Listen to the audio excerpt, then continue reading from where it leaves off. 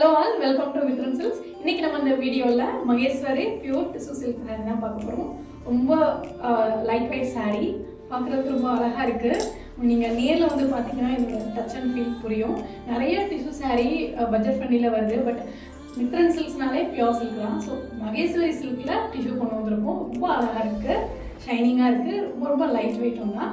And ரெண்டு சைடுமே சிம்பிளாக ஜரி ரிப்பன் பார்டர். பல்லு வந்து உங்களுக்கு ப்ளைனாக இருக்கும்.